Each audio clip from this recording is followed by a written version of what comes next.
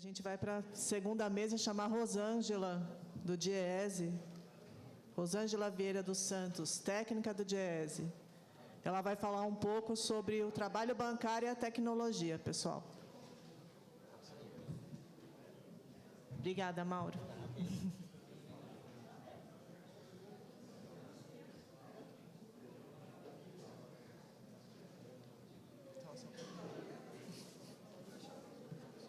Vou chamar depois dela. Melhor. Deixa aqui. Deixa aqui. Bom dia, Rosângela.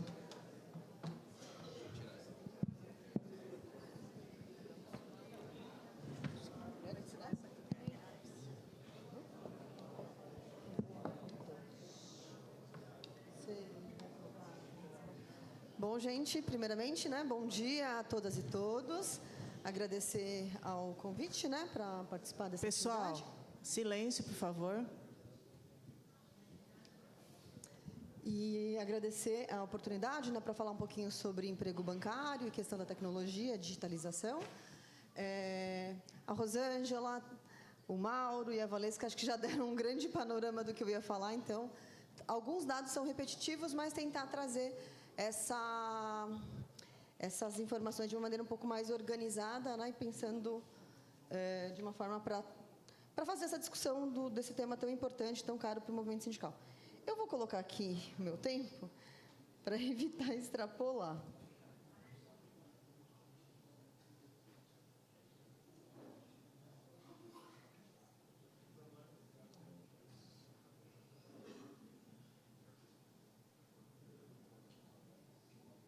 Pronto, vamos lá. Pode passar já, por favor. Aí eu vou ficar em pé, que acho que fica um pouquinho mais fácil.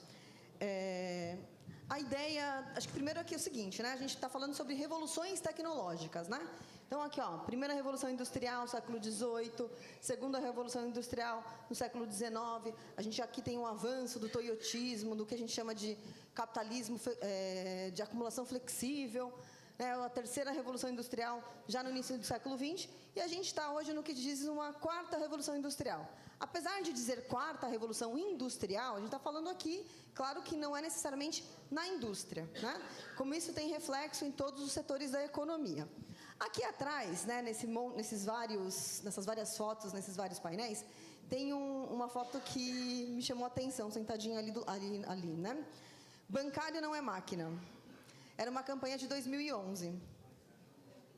Então, vamos fazer um pouco dessa reflexão. Bancário não é máquina. Em 2011, já se falava sobre essa preocupação. Então, era uma preocupação, a revolução tecnológica, as mudanças tecnológicas, já eram uma preocupação em 2011. A gente vai ver que, com o passar dos anos, essas transformações elas vão se consolidando e vão, inclusive, se acelerando, especialmente no período da pandemia. A gente vai dar uma olhadinha nos dados.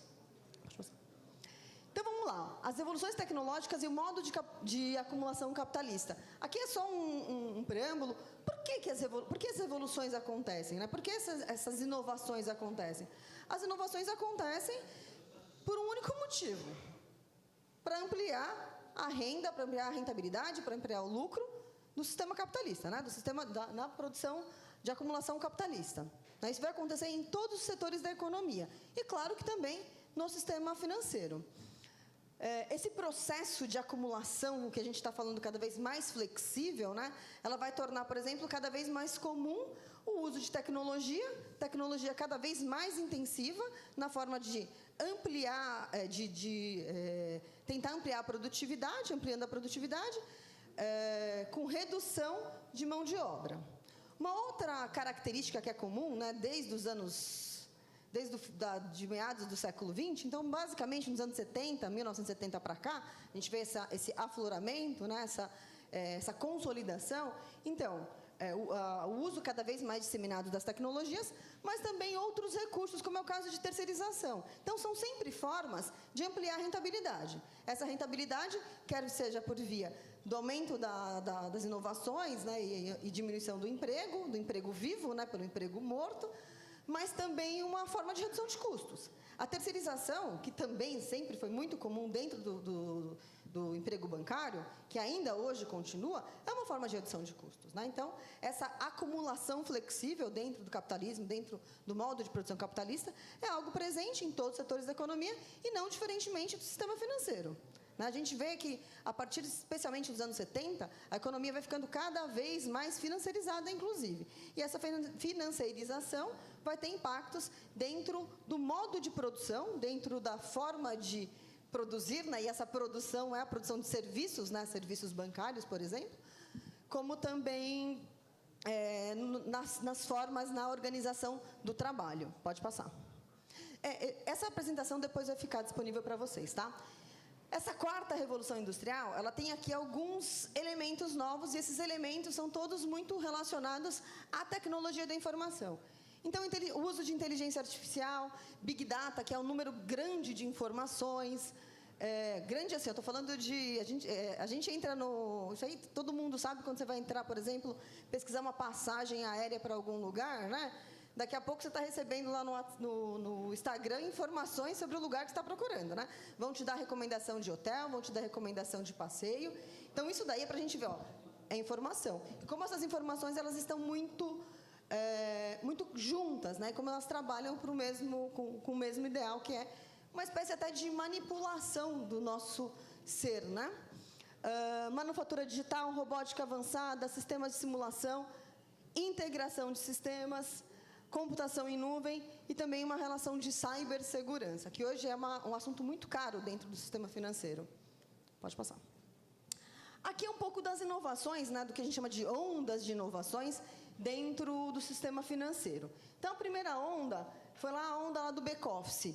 A segunda onda, né, há algumas mudanças dentro das próprias agências. A terceira onda, aqui acho que talvez alguns de vocês devem ter pego, que é a introdução dos ATMs, né? Que é lá os caixas eletrônicos, e como isso também já teve algum certo impacto dentro do dia a dia do trabalhador bancário. A quarta onda, o Internet Banking, que começa no século XX, né? No finalzinho do século XX, lá para os anos 90, mais para os anos 2000, que começa a ser utilizado o computador, né? Para algumas transações financeiras. A gente hoje está entre uma quinta e uma sexta onda. Nessa quinta onda, a gente tem um outro elemento, que são os correspondentes bancários. Então, aqui, essa onda de inovação é o produto bancário sendo ofertado por outros parceiros, vamos dizer assim, né? Porque, de certa forma, não são concorrentes. São parceiros dos próprios bancos. São formas que os bancos encontraram, né, de diminuir custo, né? Então, transfere parte do emprego bancário, parte da oferta de produtos para outros entes. E a gente está aqui nessa sexta onda, que é uma onda que a gente chama de exógena. Por quê? Porque tudo aqui dentro, a gente estava ainda dentro do sistema financeiro, né? Por mais que os correspondentes bancários possam estar fora, mas são contratos. São contratos que os bancos realizam com esses correspondentes. Essa sexta onda, ela inclui as fintechs, né? Quando o Mauro falou que esse ano foi um ano, essa negociação, né, foi uma negociação muito difícil, porque os bancos começaram a pautar muito o como eles estão perdendo espaço, o como a fatia deles dentro da rentabilidade do sistema financeiro está cada vez menor. Está menor por conta da entrada de fintechs, né, que são essas grandes corporações que não são necessariamente bancos. Algumas são bancos, que são os bancos digitais, outras não são bancos. Então, por exemplo, o Nubank se vende como banco, não é banco. Mas aqui a gente vai ter um tanto de outros. Então, por exemplo, o Mercado Pago. Né? O Mercado Pago ele vem do Marketplace, que já também tem toda uma estrutura dentro de venda e acaba também financiarizando parte do seu ganho. Um outro elemento que aqui nem consta, né, que aqui é um trabalho de 2019. Então, a gente já está em 2024, como acelerou isso? É a plataformização. Então, a plataformização, né, que é a uberização, também está acontecendo dentro do sistema financeiro. E essa plataformização, né, que é é possível também pela própria regulação do Banco Central. Então, o Banco Central ele vai ampliando as possibilidades, né? Então, por exemplo, o Open Finance, né? Esse monte de informação que é possível hoje, né? Que inclusive, a gente pode dar ou não acesso a essas informações. O Banco Central ele vai permitindo a entrada de outros elos, né? Então, a plataformização, em certa forma, também está associado a essa regulamentação que acaba, para os bancos, ou os grandes bancos, que a gente chama os bancões, né, diminuindo a rentabilidade por conta desses novos agentes. Então, esse cenário atual, né, ele vai ter alguns impactos no dia a dia, tanto na oferta de serviços, né, como também na organização dos trabalhadores e, obviamente, também na organização sindical. Pode passar. Aqui, como cada uma dessas inovações, essas ondas de inovações, ela vai sendo arrolada, né, no passar dos anos, né, mas essa é só uma explicação do que eu já tinha falado. Pode passar. E aqui, vamos lá, o que de fato vai acontecendo com o dia a dia do consumidor, né, dos clientes, né, e como isso vai tendo algum tipo de impacto também dentro do emprego. Aqui são informações sobre as transações bancárias por canal. A gente vai ter aqui alguns tipos de canal. Essa coluna escura, né, que está maior, é o Mobile Bank. Mobile Bank é celular, né? Então, todo mundo aqui tem acesso a contas, sua conta via Mobile Bank, via smartphone, né? Então, em 2019, 37,2 bilhões de transações eram feitas através do Mobile Bank. Era uma fatia muito grande, já era uma fatia maior. Hoje, 130,7 bilhões das transações são feitas por Mobile Bank. Se a gente for aqui juntar com o que é feito também com o Internet Banking, a gente vai ter aí mais de quase 150 bilhões de transações. A maior parte das transações financeiras são feitas através do uso da internet, quer seja pelo smartphone ou quer seja pelo computador. Entre 2022 e 2023, teve um aumento de 19% dessas transações. Se a gente for ver aqui essa escadinha, que é uma escadinha com degrau até bastante grande, né? A gente vai perceber que de 2021 teve um salto um pouco maior. Então, ó, 21%, 20%, de 2021 para 2022, 24% nas transações. Isso daqui também está associado a um outro fenômeno tecnológico que eu vou falar um pouquinho para frente. Pode passar. Aqui são ainda as informações das transações bancárias, né, por canal. São 3 linhas aqui. Essa primeira linha em verde mais claro são os canais digitais. Em 2016, então, metade, 52% das transações eram feitas pelo canal digital. E 33% eram feitas por agências físicas, por canais físicos, né? Canal físico, aqui eu estou considerando, eu não, né? Que são todos os dados da FEBRABAN, são agências, ATMs, correspondentes, mas são canais físicos, né? Então, eram 33%.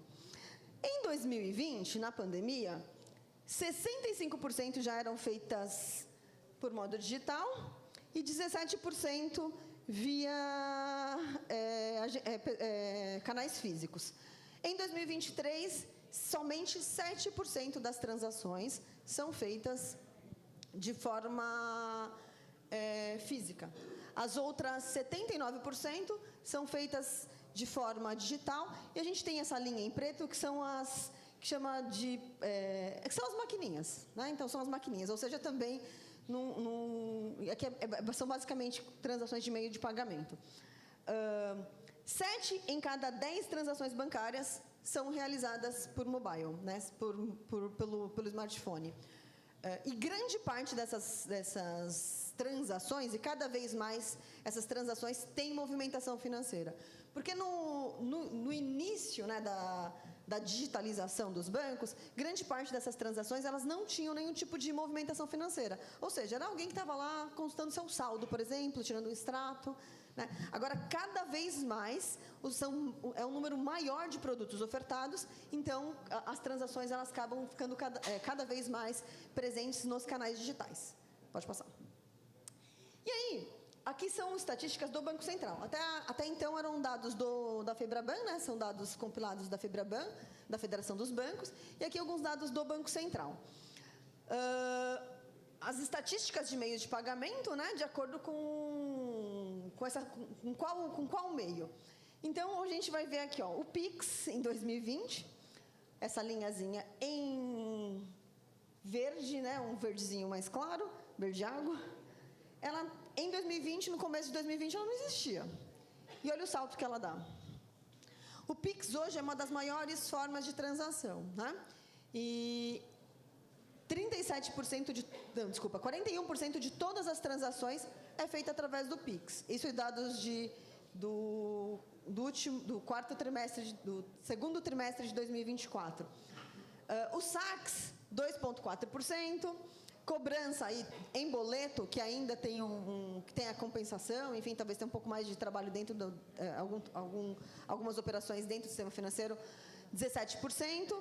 Cartões, tanto crédito como débito, 37,7%. E uma linha em roxo que cheque e transferência e transferências, né, que é o TED e o DOC, elas não somam 1% do total das transações. Pode passar. E como essas relações via canais ocorrem, né? Aqui são cada uma, né, das possibilidades das transações e o formato, se é digital ou se é um formato físico, né? De forma geral, o que a gente vai ter? O que é totalmente físico, né? Claro, os saques e os depósitos, ainda 98% são físicos. E aqui ainda existe um número muito grande de contratação de investimentos feitos em canais físicos, 27%. Então, quase 1/3 do que é contratação de investimentos está dentro das agências. Quem faz investimento?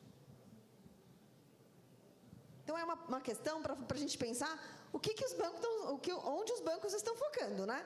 Se 30%, ou se quase 1/3, é feito ainda nas agências físicas, por que eles estão destinando, né, ou estão mudando as formas das agências, né, dos modelos de agência, né, para atender quem faz investimento? Se ainda existe um percentual grande, né, isso daí é importante. Um outro aspecto também tem o pagamento de contas, que aí, aqui talvez interesse muito menos os bancos, né? 31%, mas tem um interesse social muito grande, porque afinal, quem vai pagar a conta no banco? Né? Então, a gente claro, a gente vai pensar como que os consumidores, como os clientes, estão indo até os bancos, né?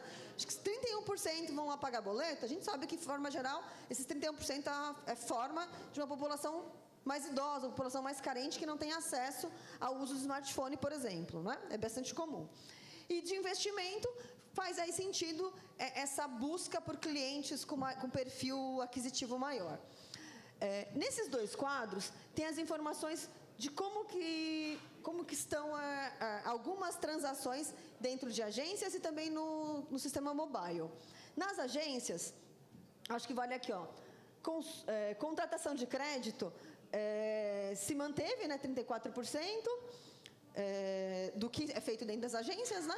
As consultas de investimento teve uma queda aí de 17%, a contratação de investimentos teve uma queda de 2%, e a renegociação de dívidas teve uma alta de 10% entre 2022 e 2023.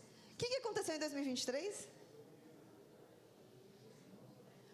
O governo federal, ele abriu um programa específico para renegociação de dívidas, né? Então, esse aumento é muito possível que está associado a um programa de origem federal. Mas ainda existe uma grande procura dentro das agências físicas, né, por essas duas modalidades. Tanto renegociação de dívidas, e aqui, claro, que a gente está falando, de forma geral, da população com menor renda, e também na contratação de investimentos. Pode passar.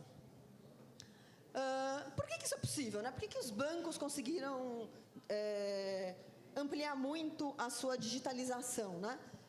Porque investe muito. Em 2019, 24 bilhões. 2024, 47,4 bilhões em investimentos em tecnologia. O sistema financeiro, né, os bancos, eles só não investem mais em tecnologia do que o próprio governo federal, né, do que o próprio Estado. Então, é o setor privado que mais investe em tecnologia. Entre 2023 e 2024, teve um crescimento de 21%. Uma outra forma que os bancos estão investindo muito em tecnologia é com inteligência artificial. Como eu coloquei lá no comecinho lá sobre a Revolução Industrial, quais são essa quarta onda da Revolução Industrial, né, baseada na digitalização, o IA, né, a inteligência artificial, se tornou um grande componente. Né? Então, grande parte dos investimentos estão na inteligência artificial. 96% dos bancos que responderam a esses questionários da FEBRABAN, né, informam que eles possuem algum tipo de inteligência artificial. Né? E a inteligência artificial está cada vez mais presente dentro dos bancos. Pode passar. Se por um lado a gente vê então que tem um aumento da digitalização, por outro lado a gente vê que tem uma redução significativa dos postos de trabalho. Aqui é o nível de emprego bancário desde a década de 90 até 2022. Só para a gente ter aqui um panorama um pouco mais contemporâneo, de 2019 para 2022, foram exterminados, né, quase 22 mil postos de trabalho. Entre 2023 e setembro de 2024, foram eliminados 10 mil postos de trabalho bancário. Então, nos últimos... entre 23, janeiro de 23 e setembro de 24, 10 mil postos de trabalho fechados. Então, é claro, se você aumenta aqui, você está ampliando os investimentos em tecnologia, por outro lado, você fecha as agências, né? Nesse período, nos últimos 10 anos, foram mais de 4 mil agências fechadas, e aí é um saldo cada vez menor de postos de trabalhos bancários. Pode passar. E aqui, eu acho interessante esse gráfico, porque aqui são ocupações que a gente chama tradicionalmente de agências. O que são ocupações tradicionalmente de agências? A gente está falando aqui de escriturário, caixa, gerente de conta física, gerentes, né? E outras atividades específicas. Em 2013, 51,3% dos trabalhadores totais dos bancos privados estavam nessas atividades. A gente vai ver que tem uma queda gradativa, em 2022, 40%. Por outro lado, pode passar. A gente tem visto a ampliação da ocupação nas áreas de TI. Lá em 2012, 5% dos trabalhadores eram das áreas de TI. Em 2022, 11% dos trabalhadores estão na área de TI. Então, a gente vê que isso daí também tem, claro, que uma alteração na própria forma de organização sindical. Se antes a gente conseguia encontrar os trabalhadores nas agências, hoje a gente não consegue encontrar nem agência. Pode passar. Já está terminando. Aqui mais um pouco sobre as questões dos trabalhos de TI nos bancos, né? O nosso número lá do Diese bateu com o número da FEBRABAN, então 11% dos trabalhadores em TI. Pode passar. E aí, aqui, basicamente, para fechar, a gente está percebendo que existe uma intensificação do trabalho, né? Essa intensificação do trabalho, ela está muito associada às novas tecnologias. Quem vai lembrar lá do filme, lá dos tempos modernos, lá do Chaplin, a gente vai ver a esteira, né? Então, a esteira, a empresa vai lá, amplia a velocidade, e ele tem que dar conta, né, de permanecer dentro do local de trabalho e produzindo. essa analogia ela pode ser feita também dentro do sistema financeiro, dentro do emprego bancário. A inclusão de novos produtos, a inclusão de mais informação, né? Agora você tem muita informação, você tem lá a Big Data, a gente tem muita informação sobre os clientes, né? E a necessidade de vender cada vez mais produtos, de rentabilizar mais produtos, né? Então, essa esteira é uma forma de intensificação do trabalho. A tecnologia, ela intensifica o trabalho, tanto dentro da indústria padrão, né, mas também dentro do setor de serviços. E essa intensificação do trabalho, ela tem sido ampliada por quê?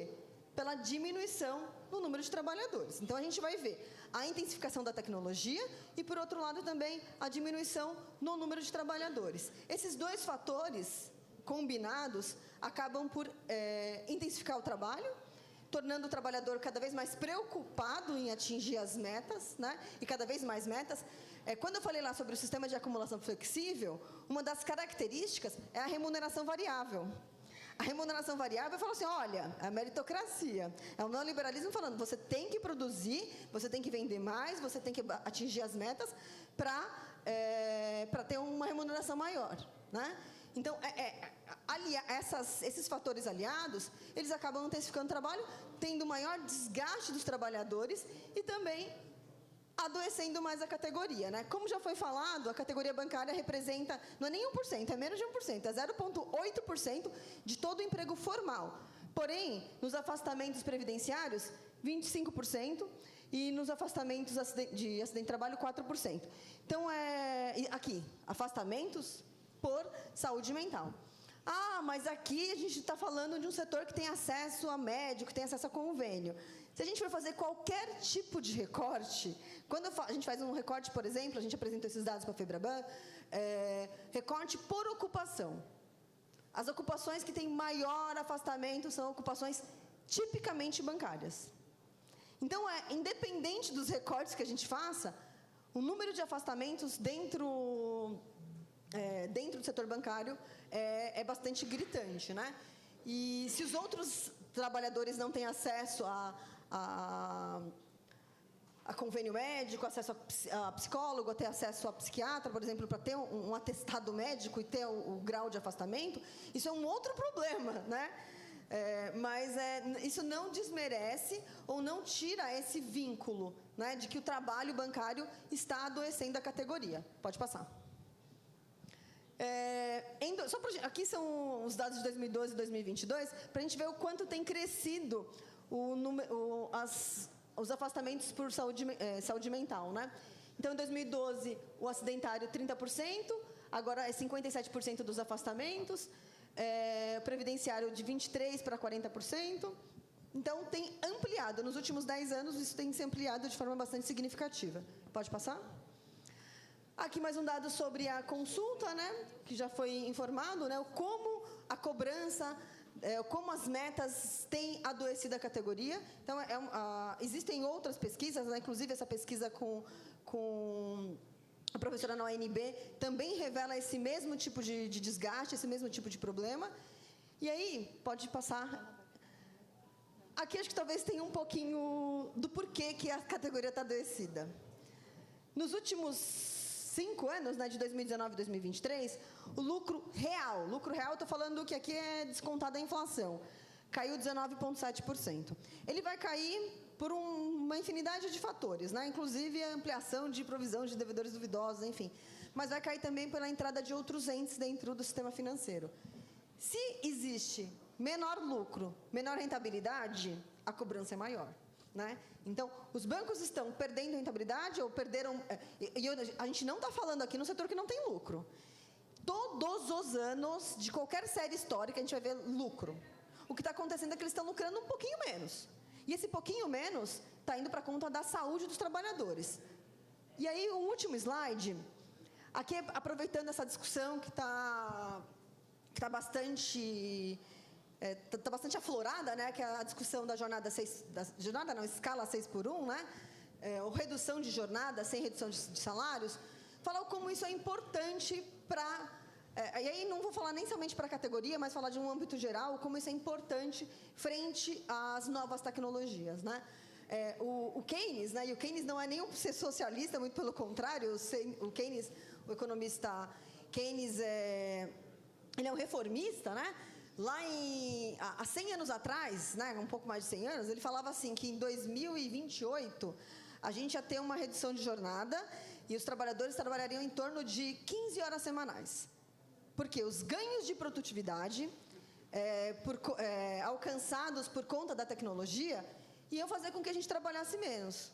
O Keynes era muito ruim de previsão, né? A gente está aqui ainda com uma legislação de 44 horas semanais. A categoria bancária tem uma redução de jornada em comparação às outras categorias.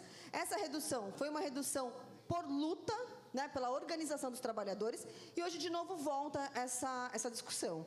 Durante essa campanha negocial desse ano, né, uma das pautas que foi posta para os banqueiros, né, foi a redução de jornada, né, 4 dias na semana. Então, 4 por 3, que a gente entende que é o setor que reúne, né, os principais artifícios para estabelecer esse tipo de jornada, né? E como seria importante isso?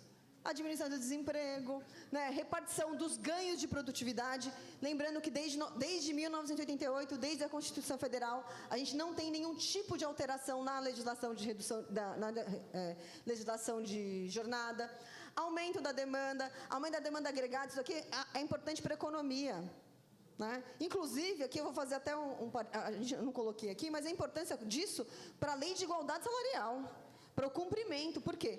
Porque isso tende a ampliar a permanência das mulheres nos locais de trabalho. Uma das dificuldades da igualdade salarial hoje, de manter os ganhos para as mulheres, é que a grande parte das mulheres não consegue permanecer nos locais de trabalho. Por quê? Porque tem que cuidar de filho, tem que cuidar de pai, idoso, e agora a gente vai ver que isso vai ficar cada vez mais comum. Isso seria bastante importante. Elevação da produtividade, por quê? Mais motivação, concentração, atenção, menos falta, né? Então teria maior assiduidade dos trabalhadores, menor desgaste, menos acidente, menos doença, menos estresse, e aí teriam também, óbvio, que uma diminuição dos gastos com saúde. Então isso também é importante para o próprio Estado, para o próprio SUS. Mais tempo para estudo e qualificação, ou seja, produtividade, mais tempo para convívio familiar, comunitário, uma estratégia também relacionada a uma transição justa, né? Então, a gente está falando bastante hoje sobre mudanças climáticas, como isso também teria um ganho dentro das mudanças climáticas, como seria isso importante. E aí, fazendo merchandising, o GES está com inscrições abertas para o curso de graduação. Eu sou professora também da Escola GES, tem uns panfletinhos lá na mesa. Estão todos convidados a conhecerem a escola e a participarem. É isso, obrigada a todos e todas.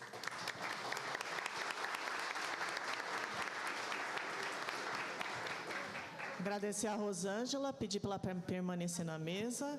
Eu vou convidar para a mesa a Andréia de Couto Garbim. A Andréia, ela possui graduação em Psicologia pela Universidade Metodista de São Paulo, graduação em Direito pela Faculdade de Direito São Bernardo do Campo, além de especialização em Saúde do Trabalhador pela FSP-USP, e em Gestão de Serviços Públicos e Saúde pela Universidade Federal de São Paulo, Unifesp. Também possui mestrado e doutorado pela FSP-USP. Atuou na Secretaria Estadual de Saúde do Estado de São Paulo e municípios da região do Grande ABC. Atualmente é integrante do GT de Trabalho e Processos Organizativos na Contemporaneidade. Silêncio, gente. Da Associação Nacional de Pesquisa e Pós-Graduação em Psicologia e participante do Núcleo Semente, Saúde Mental e Direitos Humanos relacionados ao trabalho do Instituto SEDES Sapiente. Desenvolve pesquisas para a compreensão dos processos de adoecimento dos trabalhadores e intervenções nos ambientes de trabalho, além de trabalhar com as seguintes temáticas: saúde do trabalhador, saúde mental e vigilância. Atualmente é professora do Departamento de Saúde Ambiental na Faculdade de Saúde Pública da USP. Uma salva de palmas para ela, gente. Palmas. E eu convido também o Dimitri. O Dimitri Sampaio Moita, ele é pós-doutorando do Programa de Pós-Graduação em Psicologia da Universidade Federal do Ceará. Doutor em Mestre em Psicologia, graduado em Psicologia pela UFC, integrante do Núcleo de Psicologia Social do Trabalho NUTRA da UFC, do Grupo de Pesquisa, Trabalho, Movimentos Sociais e Políticas Públicas Trampos, do Instituto de Psicologia da Universidade de São Paulo, USP. Membro do GT 77, Trabalho e Processos Organizativos na Contemporaneidade da Associação Nacional de Pesquisa e Pós-Graduação, ANPP. Psicólogo clínico com aperfeiçoamento em saúde mental relacionado ao trabalho, com atuação junto ao Núcleo de Ações em Saúde do Trabalhador. Membro do Observatório dos Impactos das Novas Morfologias de Trabalho sobre a Vida e Saúde da Classe Trabalhadora, do Instituto Avançado IEA da USP.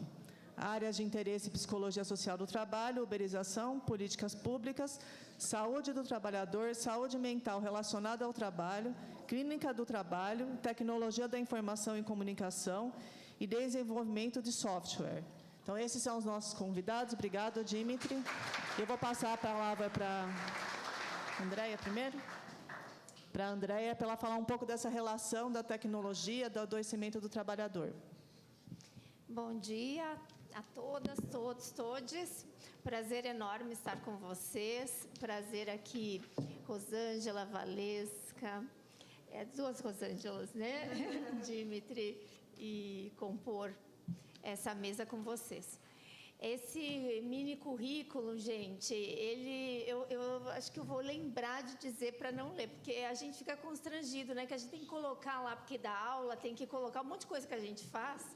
Mas, na verdade, eu quero dizer que eu sou psicóloga há muito tempo, né? Já atendi muitos bancários também, em outro período da minha profissão. Trabalhei no serviço público e comecei a docência no campo da psicologia. Então, é desse lugar que eu falo, né?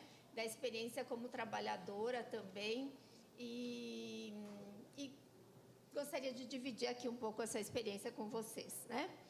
Bem, depois de tudo que foi dito, né, pelo Mauro, pela Rosângela, a gente fica pensando, né, Dimitri, o que falar, né, com tantos dados, tanto conteúdo já apresentado. Acho que eu vou, então, aqui focar um pouco mais nas questões da subjetividade, pensando que, a partir de tudo isso, dessas transformações todas que a gente identifica no trabalho, como se dá, o que ocorre com a subjetividade do trabalhador, da trabalhadora. Antes disso, né, de falar da subjetividade, eu queria dizer... só controlar também o tempo, né? 20 minutinhos, Valesca, né? Deixa eu colocar aqui. Você pode dar um toque também, que fica mais fácil para não ultrapassar. Bem, o que eu queria dizer, primeiramente, é que nós temos um conceito do professor Ricardo Antunes, que a gente conhece bastante aqui de São Paulo, né, da Unicamp, Campinas, que fala da classe que vive do trabalho. Então, quando ele fala da classe que vive do trabalho, ele vem nos ajudando a compreender quem são os trabalhadores e trabalhadoras hoje, né? E por que eu gostaria de chamar a atenção disso? Porque, às vezes, a gente usa muito a expressão das revoluções industriais, né? Ou do trabalho no modelo, lá atrás, taylorista, fordista, toyotista, e a gente lembra da indústria. Mas, com o conceito que o professor Ricardo Antunes trouxe, da classe que vive do trabalho, nós vamos considerar que esse trabalho, essas formas de organização que a gente reconheceu mais na indústria, fazem parte do dia a dia, das condições de trabalho da classe que vive do trabalho. E a própria Rosângela falou disso, né? Mas que é importante porque nós estamos falando de trabalhadores que utilizam as tecnologias e utilizam ou fazem parte, integram esse modelo da acumulação flexível que já foi dito. Eu queria, então, começar falando assim: essa subjetividade que foi sendo envolvida nessa dimensão do trabalho flexível. O que é o trabalho flexível? Tudo pode mudar. E lá atrás a gente dizia remuneração, a gente dizia jornada, que pode mudar, mas hoje a gente já viu que pode mudar tudo. Essa flexibilidade, ela significa que qualquer condição, norma pode ser alterada.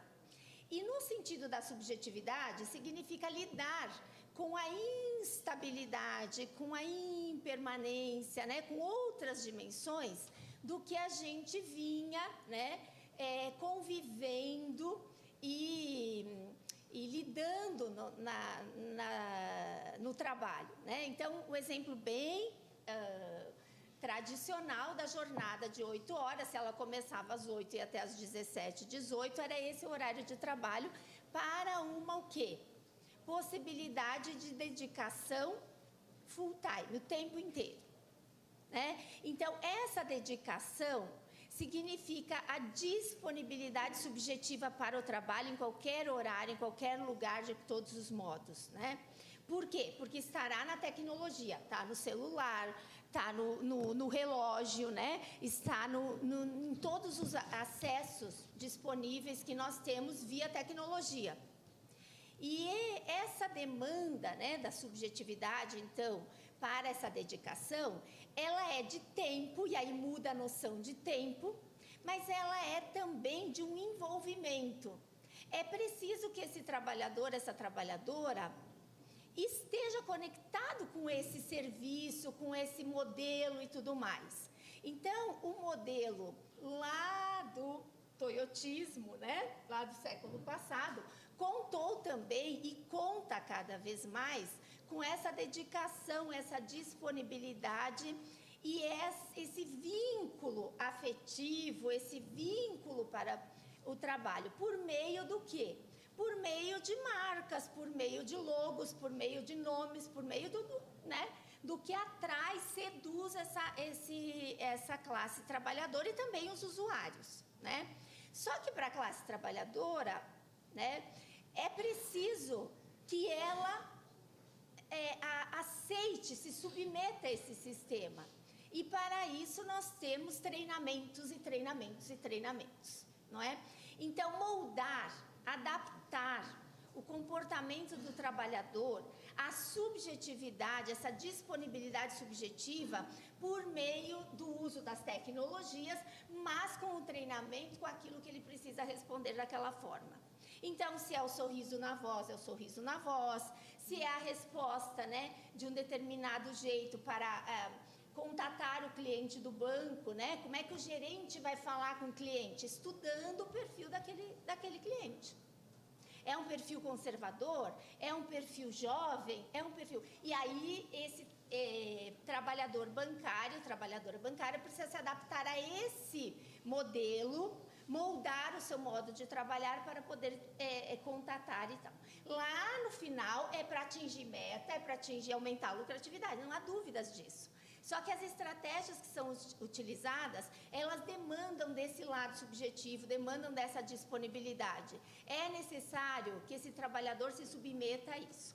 Bom, mas se for só assim, também é pouco, né, gente? Treina, treina, treina. Bacana, atinge lá um tanto, mas precisa o quê? Controlar. Então, as formas de controle, elas também só foram, eu não vou dizer sofisticadas, porque eu não gosto disso, né? Eu acho que elas foram mudando.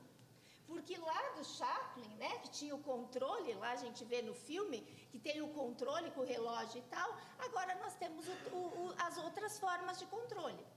Se ela é pelo acesso na página, se é pela ligação, se ela é pela estrelinha do cliente, né? Se o cliente respondeu ou não, tudo isso está colocado aí. Então, as formas de controle, elas não deixaram, em nenhum momento, elas foram minimizadas, né? Ou abandonadas de qualquer maneira. Elas foram só sendo modificadas com o uso também mais intenso da tecnologia e, portanto, afetando aquela dimensão subjetiva de estar permanentemente sendo vigiados. Então, se se o meu tempo é o tempo do trabalho, é o tempo total, porque eu posso responder de qualquer lugar, de qualquer modo, a todo momento, logo isso está acompanhado da vigilância permanente, né? E a vigilância que também foi sendo modificada, de novo, né? Não aprimorada, modificada. Se diretamente era o gerente, aquela figura presente, ela passou a ser a vigilância entre os colegas, né, o coletivo, porque o modelo toyotista trouxe essa mudança também, enxuga, né, as hierarquias e tal, mas distribui, né, distribui, todos nós passamos a controlar o outro e também esses modelos tecnológicos, né? Então, são várias diferenças, várias mudanças que vão acompanhando essa vigilância permanente em relação ao trabalho. Bem, não bastasse tudo isso, né? Nós vamos incorporando cada vez mais, né, a ideia do autogerenciamento. Então, a plataformização, a uberização já citada aqui, que a gente imagina lá no motorista da Uber, na verdade, gente, ela está atingindo todos nós, né? Um pouco mais, um pouco menos, mais diretamente menos, mas é que a concepção de ser um empreendedor, né? Mesmo que empregado, então eu não preciso ser o autônomo ou o motorista, no caso, vou exemplificar assim só para facilitar, né? Mas nós precisamos assumir essa ideologia do empreendedorismo na nossa maneira de trabalhar. Então, esse autogerenciamento, ele se dá ali nos nossos locais de trabalho, inclusive nós professores, né? Que temos que assumir essa, mas para dizer que é para todos mesmo, né? Que nós vamos incorporando a lógica e a ideologia, né? Melhor dizendo, dessa forma individualizada, porque essa é uma característica importante disso, né? É cada um por si. Então, eu preciso fazer e preciso mostrar e preciso, então, ter os resultados, né, X aí do trabalho. Então, esse modelo, ele vem acompanhado do esgarçamento dos coletivos, né? Seja o coletivo ali direto na agência, aquele grupo de colegas, vamos dizer assim, ou na categoria de modo geral, que nós vamos encontrando isso cada vez mais fragmentado, etc., né? A organização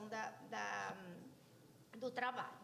Bem, uma outra característica que eu acho importante pensar nesse modelo é que o trabalho é fragmentado.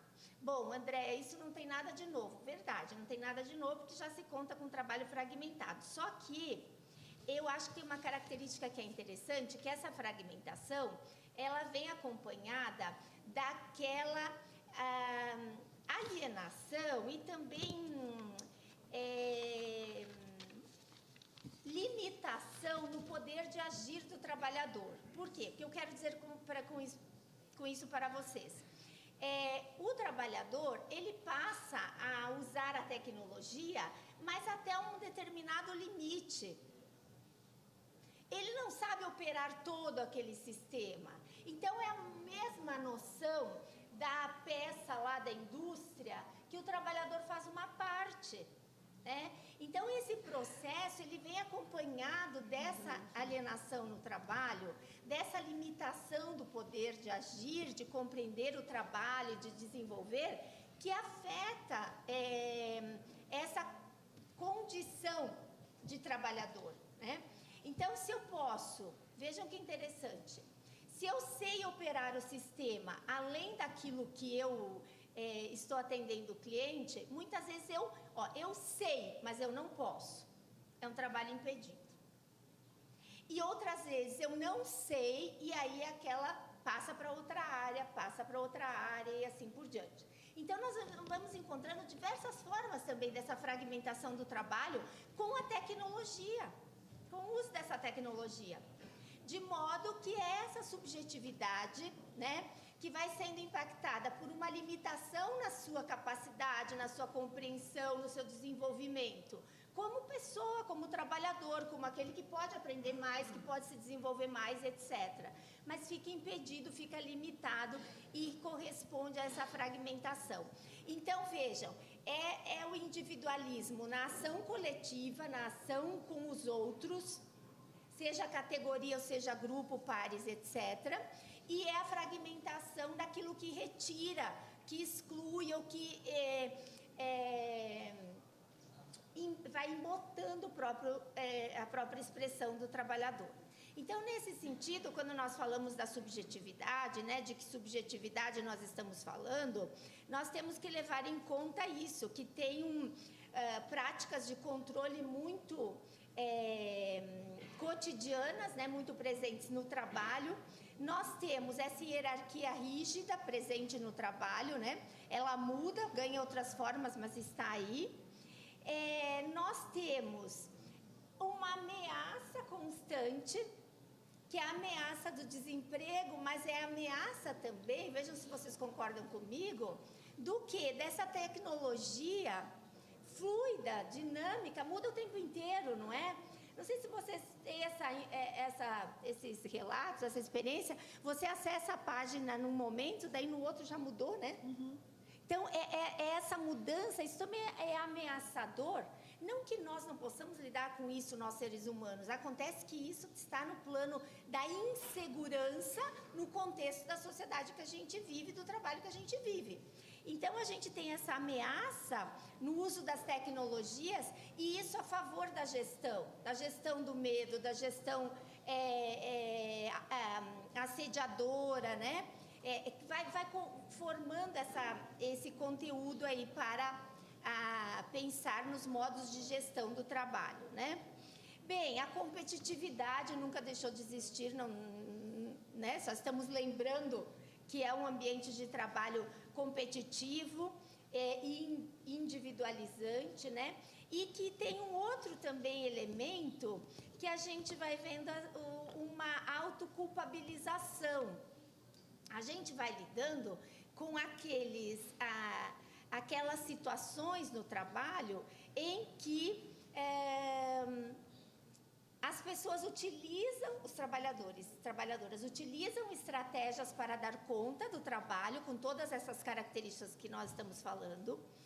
Muitas delas extrapolam a dimensão ética, ou seja, contam com que o trabalhador utilize subterfúgios para dar conta e atender às suas metas e a sua tarefa, e, portanto, envolve enganação, mentiras, né? Não acontece só com a categoria bancária, né? Os vendedores também relatam isso com frequência.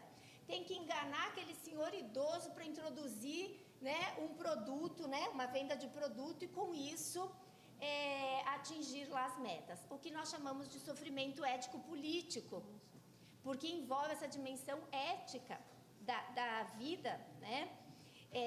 E isso tem levado aos constrangimentos e à autoculpabilização. Então, nesse sentido, nós vamos encontrando, né, diversos elementos desse modo, dos mecanismos, que aí eu também queria reforçar essa ideia, são mecanismos da gestão, da organização do trabalho, e principalmente na questão do assédio moral, eu gosto também de deixar claro isso, é o gerente, o assediador, essa visão é individualista e culpabilizante em relação ao gestor. Porque o gestor está nessa engrenagem e ele ocupa o mesmo papel que veio ocupando desde lá do começo da Revolução Industrial. O gestor, o gerente, ele está lá para fazer cumprir a meta, atingir o resultado, controlar o trabalhador. É a mesma lógica.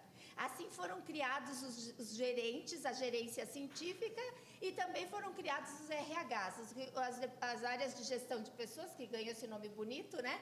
Mas nasceu lá no controle do pagamento e da produtividade.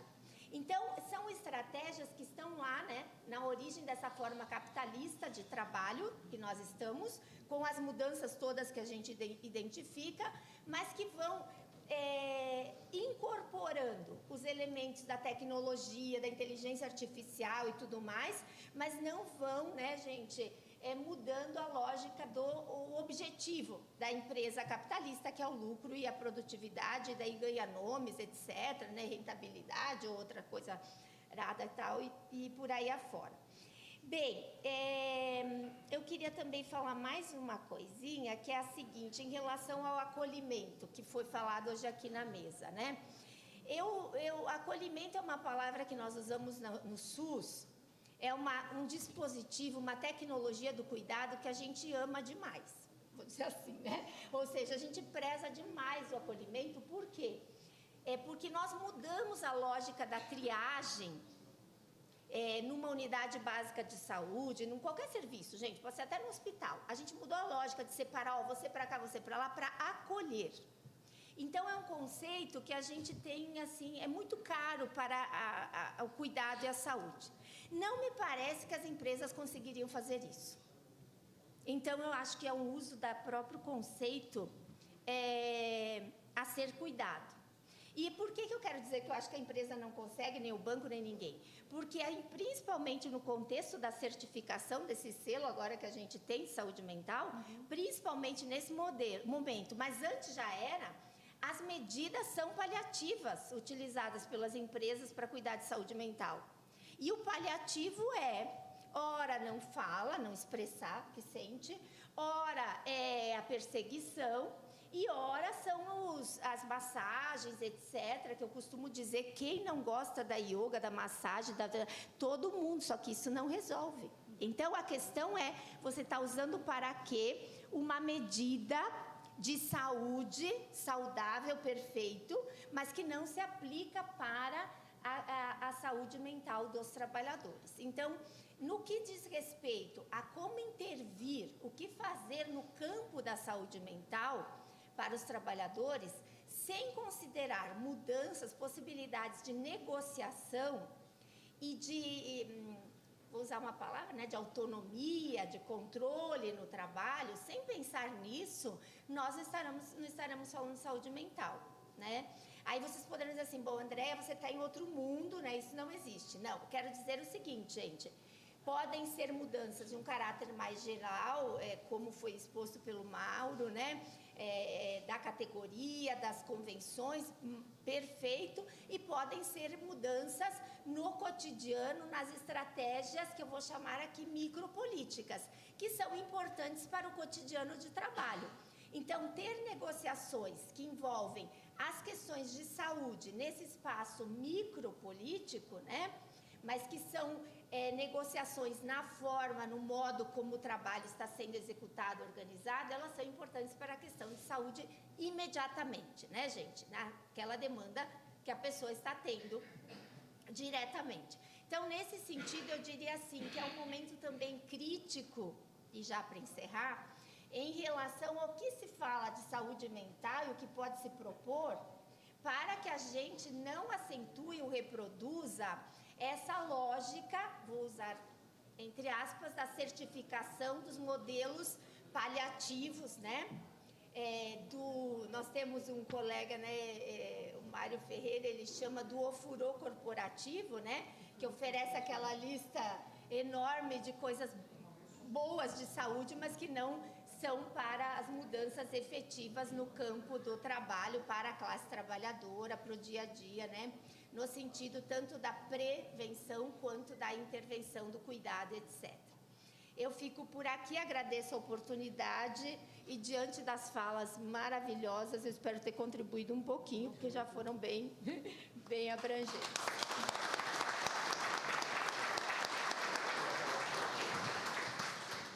Agradecer a Andréia e passar para o Dimitri.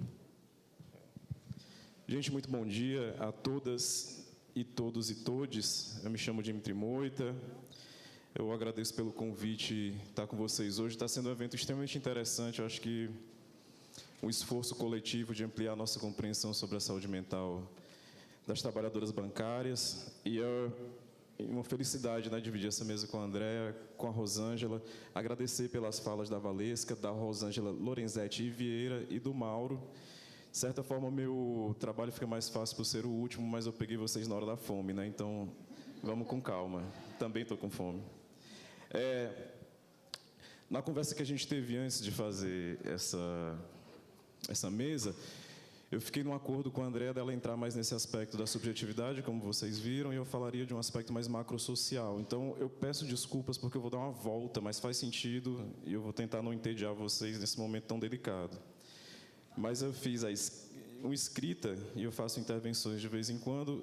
Eu peço, por favor, a paciência de vocês comigo. A minha ideia é a seguinte, né? A partir da seguinte pergunta: quais os impactos da profusão das tecnologias de informação em nossas vidas? Não é alarmismo afirmar que elas atravessam todos os aspectos do nosso cotidiano, dos relacionamentos íntimos ao comércio, da educação à alimentação, da religião ao trabalho. Investiguei no doutorado a vivência espaço-temporal de desenvolvedores de software. E na busca por compreender a espaço-temporalidade no presente, me foi útil a teorização de Hartmut Rosa, sociólogo alemão muito influenciado pela teoria crítica, que analisa as transformações das estruturas temporais na modernidade. Eu gostaria de partir dessa reflexão para chegar ao trabalho bancário e à saúde mental, tendo as tecnologias de informação como mediadoras. A que se refere o conceito de aceleração social?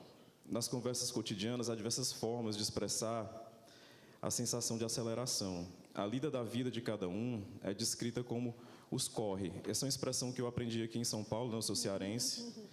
Quando voltei agora para lá, eu vi que ela se disseminou, acho que é alguma coisa da língua portuguesa BR agora. Mas eu estava pensando como, em momentos anteriores, a gente poderia descrever a nossa trajetória como uma caminhada, né? A linguagem acaba expressando essa forma como a aceleração vai sendo vivenciada nas nossas vidas. Aqui em São Paulo também eu aprendi com a juventude paulistana a expressão para referir quando você está sem paciência para alguém, né? Que é sem tempo, irmão. As tuas coisas são tuas coisas, eu não tenho tempo para lidar com elas. Há coisas que vão vindo assim no cotidiano da gente que revelam essa sensação. Aqui também em São Paulo eu passei a ver um cartaz que diz: luxo é ter tempo, né? E, de fato, é extremamente luxuoso na vida da gente dispor de tempo. E uma última coisa que eu me recordo quando eu penso nessa sensação de escassez de tempo, de fome de tempo que a gente tem, também mais coisas paulistanas, é um verso do Emicida na canção Só Mais Uma Noite, que diz o seguinte: é só mais uma noite, vagabundo. Tenho que pagar umas contas, tentar salvar o mundo. Se der tempo, eu quero ser feliz, independente do preço, independente de como eu mereço. Sempre me chamou a atenção essa frase: se der tempo, eu quero ser feliz. Tem questões de métrica que ele queria resolver ali, mas se der tempo, eu vou desejar ser feliz, né? Nem se der tempo, serei feliz. A gente está falando de um processo que afasta a gente da ideia mesma de viver uma boa vida. O processo de aceleração, ele tem repercussões porque, de forma bastante direta, o que a gente está falando é alienação do próprio tempo. Nós vivemos numa sociedade em que a experiência do tempo é exógena, ela é heteróclita, né? Ela é feita de fora. Mas como compreender essa alienação do tempo e a sensação de escassez dele? Voltando a Hartmut Rosa, né? A aceleração do tempo pode ser observada em 3 categorias de fenômenos: a aceleração tecnológica, a aceleração das mudanças sociais e a aceleração do ritmo de vida. A tecnológica talvez seja mais evidente e mais fácil de mensurar, é o aumento deliberado da velocidade dos processos de transporte, comunicação e de produção. Por exemplo, um estudo na passagem do século XX para o XXI que aponta um incremento de 10 milhões de vezes na velocidade de comunicação, de 10 bilhões de vezes na velocidade do processamento de dados e de 100 vezes na velocidade dos transportes. Dos anos 2000 para cá, muita coisa já aconteceu, esses dados devem estar defasados, mas a gente está falando dessa tendência ainda presente na nossa realidade. Só uma coisa: a sociedade acelera, mas há algumas tendências de desaceleração. E, para que a regra funcione, é necessário que isso exista. A nossa experiência cotidiana no tráfego, né? Ele não vai mais rápido, ele fica mais lento. Mas ele também, a desaceleração do tráfego é decorrência do processo de aceleração geral, da urbanização, da venda de automóveis, todos esses aspectos. E há algumas coisas na vida que simplesmente não aceleram, né? A gravidez continua durando o tempo médio que dura, né? Nossa recuperação em relação às doenças e tal. A segunda categoria, a aceleração das mudanças sociais, diz respeito à aceleração da própria sociedade. Atitudes e valores, modas e estilos de vida, relações e obrigações sociais, grupos, classes e contextos, as práticas vão mudando com velocidade cada vez maior. O resultado é a perda de confiança nas experiências e expectativas que construímos no passado. E a contração do tempo que definimos como presente. O presente se torna um lapso de tempo cada vez mais breve. Pensando na vida da gente como trabalhadora, como trabalhador, é só pensar qual é o prazo de validade de um determinado conhecimento que eu adquiri agora.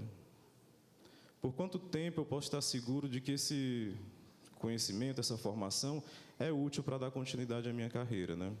Essa sensação que a gente tem é de que é sempre necessário adquirir mais e que talvez aquilo que foi garantido no passado não tenha bastante validade.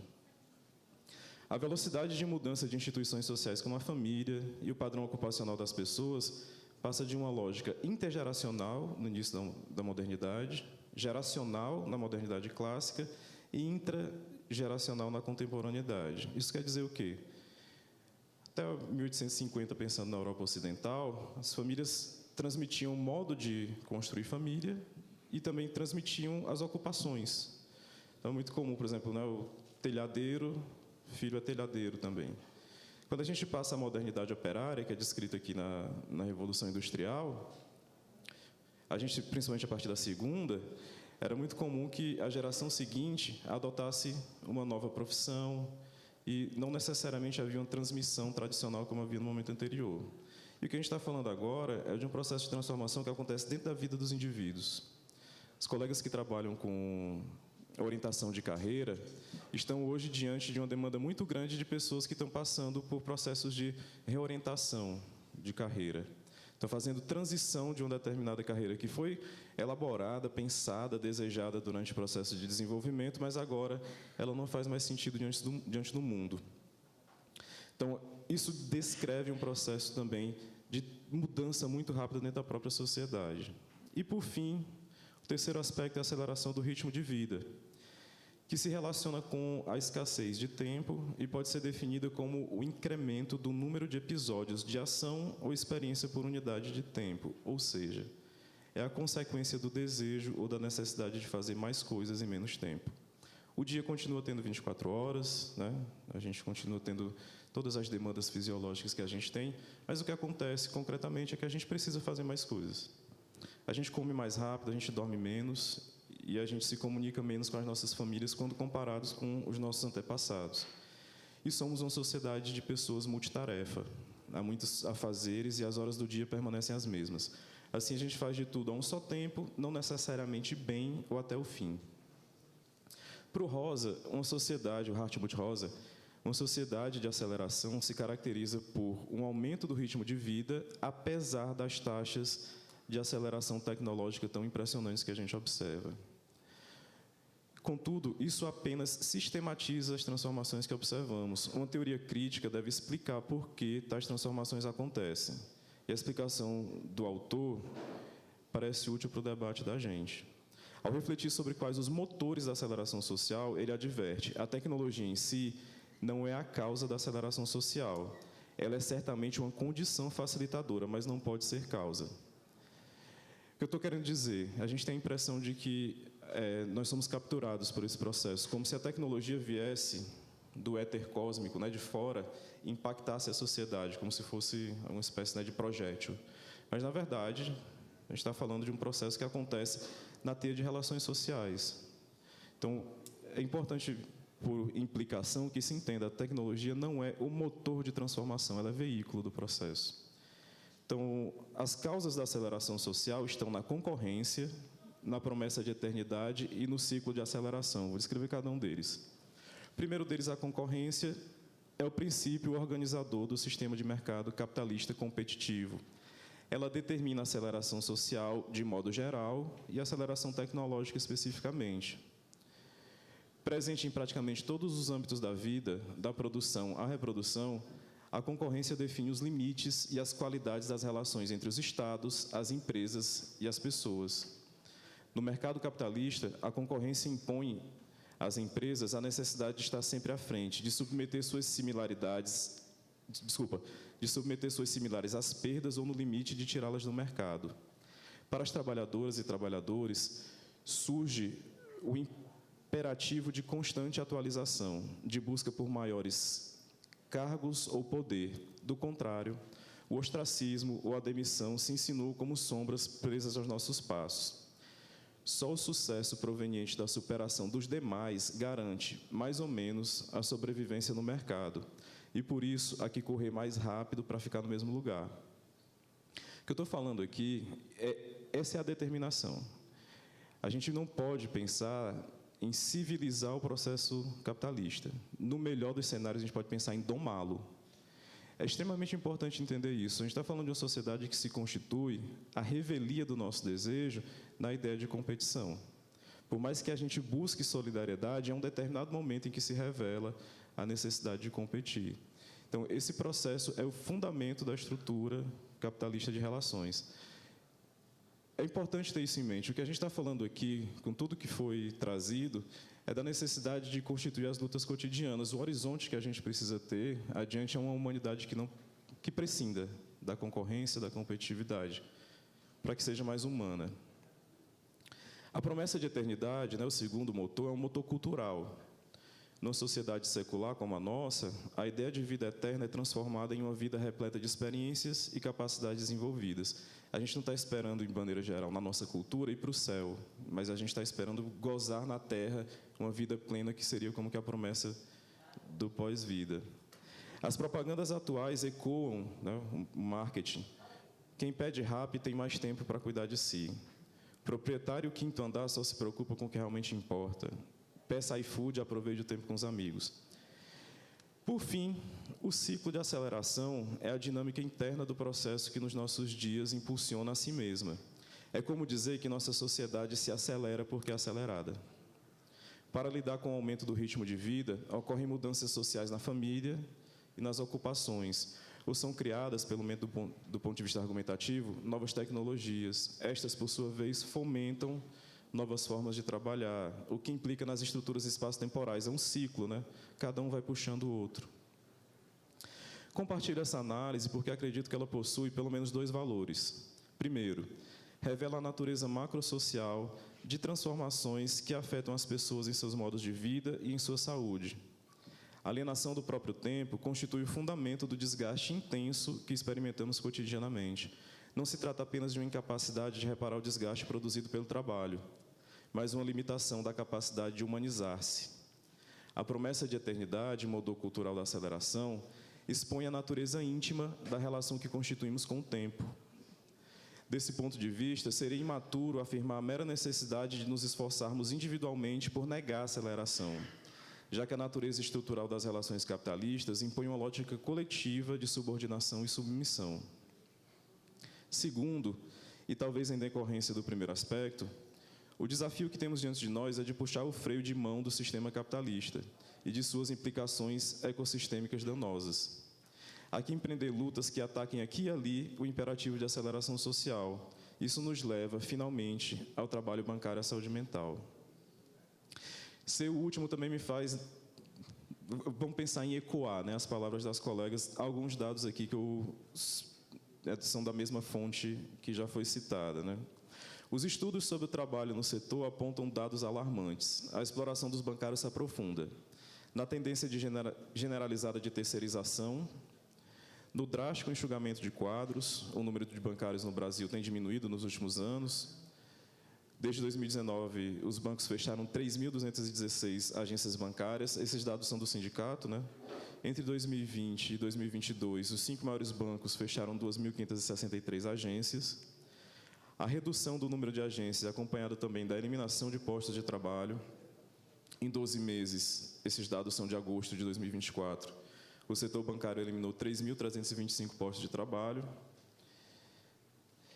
A exploração se aprofunda também na intensificação do trabalho decorrente do aumento das cargas físicas, cognitivas e mentais causadas por práticas de gestão como gestão por metas, extensão da jornada de trabalho, acúmulo de tarefas, aceleração do ritmo de produção, polivalência e versatilidade. O uso das tecnologias digitais tem provocado mudanças na forma de trabalhar nos bancos.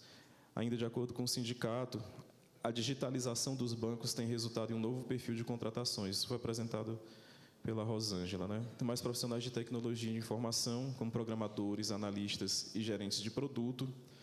o que indica não apenas a extinção dos postos de trabalho atuais, como sua substituição por trabalhadores com formações inteiramente distintas, relegando aos clientes, por meio de caixas eletrônicos e aplicativos, atividades antes desempenhadas pelos bancários. As repercussões para a saúde das trabalhadoras são nefastas. Ansiedade, depressão, burnout e transtorno de estresse pós-traumático. Aproveitando a fala inicial da Valesca, a questão do suicídio, né, revelando a natureza barbárica, né, do capitalismo, não deveria ser aceitável, sob hipótese alguma, que uma trabalhadora cometesse suicídio diante da sua família, né? Esses 4 aspectos, né, as reações agudas ao estresse, são comumente observadas entre esse público. São muitas denúncias de assédio moral e sexual. Enquanto escrevia isso daqui, ontem eu me recordei de uma escriturária que eu atendi, que o superior dizia para ela o seguinte, quando estava nessa situação de conflito ético, ele dizia: trabalhar no banco é como transar com um gorila. Aí continuava dizendo algumas outras coisas que não são convenientes para cá. Mas a ideia é de que todos devem se submeter a essa condição geral assediosa, né? Enfim, no contexto em que a lucratividade, a rentabilidade diminui, todo mundo deve se dobrar ao que não é aceitável. As humilhações e constrangimentos são muitos.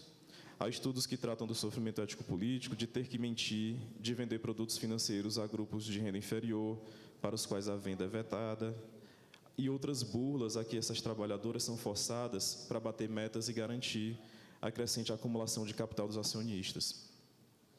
Retomando a discussão sobre espaço-temporalidade e aceleração social, e aproveitando a oportuna discussão sobre a redução da escala 6x1, que tomou o debate público recentemente, temos que ter em vista não apenas a redução da jornada de trabalho, mas o controle dos meios de intensificação do trabalho. Recordo novamente essa escriturária que eu citei, que havia sido inserida em dezenas de grupos de WhatsApp do banco, nos quais pululavam mensagens quase que 24 horas por dia, 7 dias por semana. Esse é um debate ainda incipiente em nosso país, o do direito de desconexão do trabalho. Telefonemas, mensagens em redes sociais e e-mails tornaram-se formas de invadir o tempo de não trabalho e colonizá-lo, fazendo com que, de um ponto de vista cognitivo, não seja possível desligar do trabalho, de deixar de trabalhar, dado apresentado pela Rosângela e pelas Rosângelas, né? De que o cumprimento de metas provoca essa preocupação. Então, por mais que se esteja com a família, por mais que se esteja num contexto de lazer, na sua comunidade religiosa, em qualquer contexto, o trabalho povoa a mente da pessoa.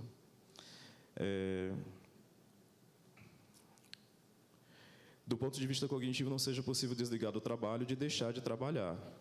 Essa é uma pauta que eu considero deve ser articulada à de controle da definição de metas. Proibir a comunicação extra-jornada, como aconteceu na França, não deve deixar espaço para a intensificação do trabalho intra-jornada. Algo que poderia ser articulado, né, pelo sindicato patronal como, já que eu não disponho do tempo fora do trabalho, eu vou colocar o máximo de volume no período de jornada. Escutando o Mauro falando sobre esse aspecto, isso é extremamente importante.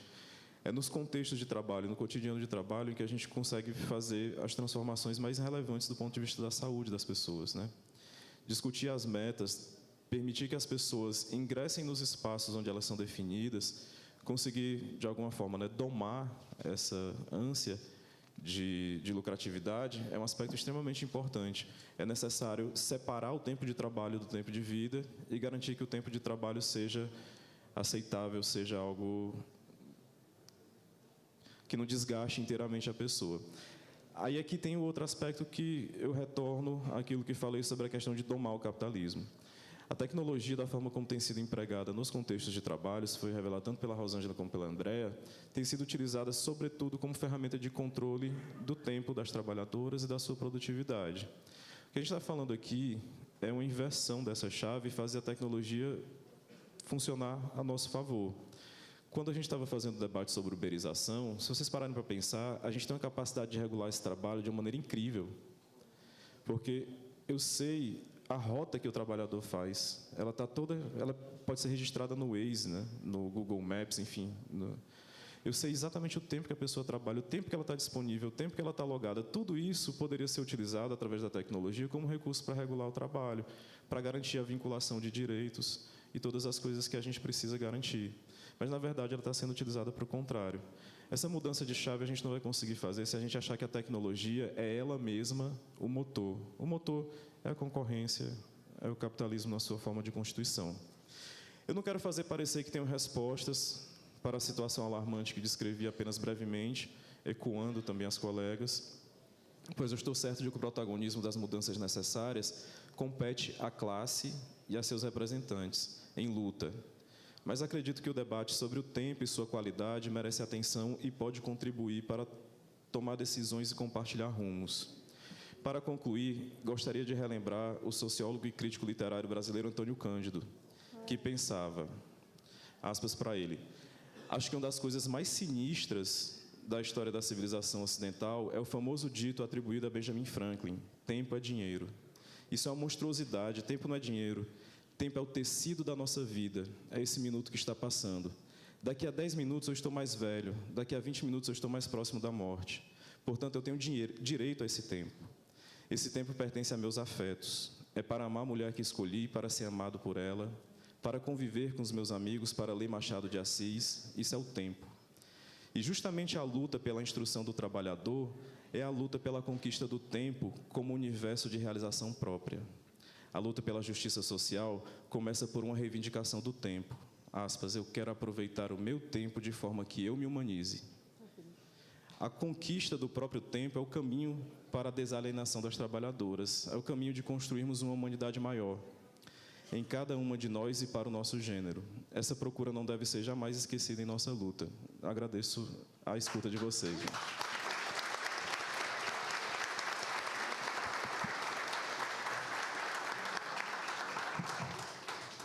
Pessoal, agradeceu o Dimitri e a gente vai abrir aqui para 3 intervenções. Alguém quer fazer pergunta?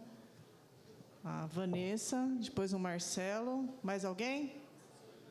E a Vera. Fechou, gente, por causa do tempo, tá? A gente abria mais. Bom dia a todos e todas. Parabenizar a Valesca, as Rosângelas, ao Dimitri, a professora Andréia. É fantástico essa reflexão e quero aqui, fiquei até com gostinho de quero mais, certo? Eu quero esse tempo que eu já não tenho mais, né? Nós, mulheres, ainda somos muito mais afetadas pela sobrecarga de trabalho fora do trabalho laboral. Queria fazer uma provocação, se tem algum recorte com esse olhar, não só na categoria, mas em toda a sociedade, porque nós sofremos muito. Porque, apesar de toda a relação de compartilhamento das atividades, além do trabalho, essa parte mental... Perdi o fôlego, vim conversando. Essa parte mental, ela tem um impacto muito forte por parte das mulheres. A gente tem acompanhado que mais de 50% dos lares são chefiados por mulheres, então a mulher sofre uma violência enorme, seja na organização, seja do ponto de vista do trabalho, no assédio moral, organizacional, e também pela essa sobrecarga que ela tem que fazer, exercendo os papéis como chefe do lar, como educadora dos filhos, e eu queria um pouco desse olhar de vocês. Como que uma sociedade se constitui, do ponto de vista visando novas gerações, se eu mesmo não consigo nem cuidar de mim, né? Então, existe esse olhar, claro, para todos, homens e mulheres, mas a mulher certamente está adoecendo cada vez mais. Só para fechar, eu sou de um banco privado, funcionário do Santander. O Santander e o Itaú, 60% do quadro são mulheres. E a gente sofre uma agressividade enorme, tanto na ascensão de carreira, em todos os pontos de remuneração, de ascensão. E eu acho que isso é um debate importante, e a gente tem que ter esse olhar e um acolhimento que a professora Andréia falou. Estou com sede, gente, vou tomar água. Eu acho que é importante, nós também temos esse acolhimento aqui na casa, né? Quando um colega fica ruim, ou ele está apático, ele teve alguma mudança comportamental, a gente já tem algumas iniciativas, mas é fundamental para prevenir uma situação mais grave, para prevenir uma situação que não vai ter uma reversão. Então, acho que eu gostaria também de ter esse olhar de quais iniciativas nós poderíamos ter, das que já temos, né, Valesca? Para a gente tratar melhor, entre nós, esse acolhimento, como também tentar estabelecer protocolos. Eu faço parte da comissão de empregados do banco nacionalmente, que a gente possa também estabelecer, né, Mauro, esse debate e esse tema que é fundamental para a gente dar melhores condições de vida para as mulheres e para toda a sociedade. Obrigada. Só aproveitar que a Vanessa, bem lembrada, a questão das mulheres, aqui no sindicato, aqui em São Paulo, 70% a 80% são os atendimentos que a gente faz na Secretaria de Saúde, são mulheres, tá, Vanessa? A maioria é mulher. Marcelo. Deixa eu organizar minha cabeça aqui. Eu fiquei extremamente provocado pelas duas últimas reflexões. As outras eu conheço mais de perto, né? Mas as duas últimas reflexões que dialogam inclusive com parte do meu trabalho que eu fiz durante muitos anos aqui no sindicato, que é o trabalho de formação. E o meu primeiro curso começava com um relógio, marcando 24 horas por dia e perguntando para os bancários o que vocês fazem nas suas 24 horas do dia. E, a partir daí, a gente começava uma reflexão sobre o que é ser bancário, o que é ser cidadão, o que é, a partir desse instrumento. Muita gente acha que é ultrapassado esse debate, mas, para mim, ele é cada vez mais presente, e eu acho que a fala de vocês corroborou bastante com essa compreensão que eu tenho.